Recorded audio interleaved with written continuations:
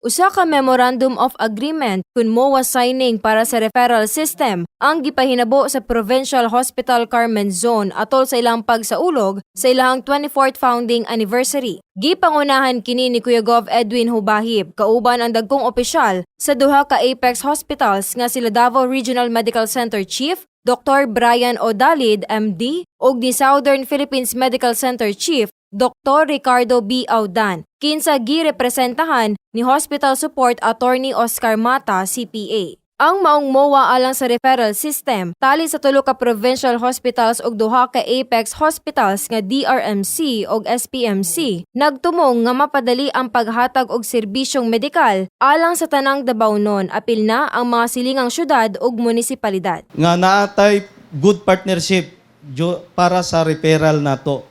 O isa ni nga makahatag og dakong tabang nato kay namanggoy mga report di nato maiwasan nga gikan na sa atong ospital pag repair didto magulat na pod na napoy mga standby time usa maasikaso kay daghan pa og mga proseso nga himuon.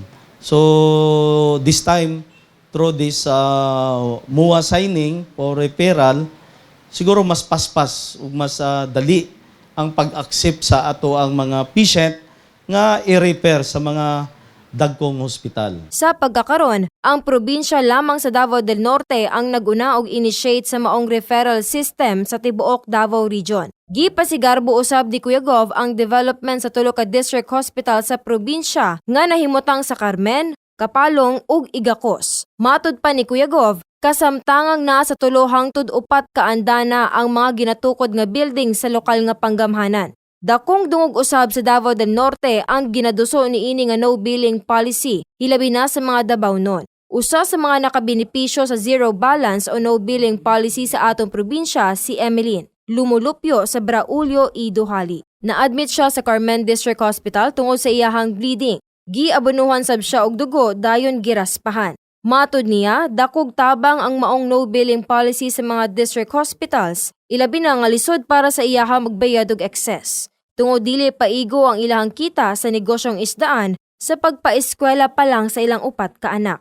Dako kaayo ma'am sa among ang pobre, sa among ang syempre wala mi kaayo savings og dili na mo wala na mo na kumbaga na savingan ang amo ang health nga mo hospital dayon, so dako gid kaayo nga tabang ang PhilHealth sa mo kay labi na sa mo ang mga pobre nga mga tawo.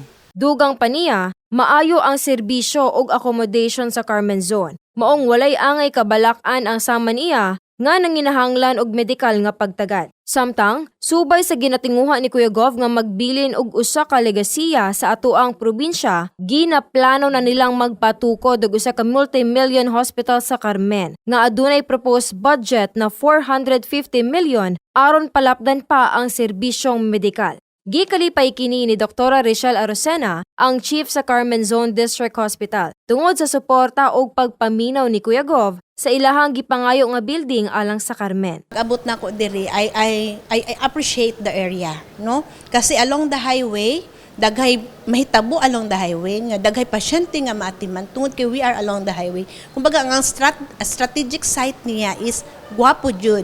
Another is dako og land area ang Carmen Zone, which is we can still create infrastructures like additional hospital buildings. Kung iyang giingon nga hospital nga worth 450 million nga budget, it was really our own idea, supported by the PIDO Economic Enterprise Head, Sir Dennis, and of course, most especially, gisuportahan dyan sa ato ang gobyerno. Maunang pasalamat kami ni Governor nga kung naami diri oy kanang mga plano, naadjud siya, mutabang nagpaluyo sa mga kanunay. So, mapasalamaton kay mianan, Kuya Go. Sulod sa 24 ka tuig, gipaambit sa Davao del Norte Hospital Carmen Zone ang tinud-anay nga serbisyo para sa katawhan sa probinsya. Anda mo dawat sa klase-klaseng pasyente, dili lang sulod sa Davao del Norte. Kalakip na ang silingang munisipalidad ug syudad.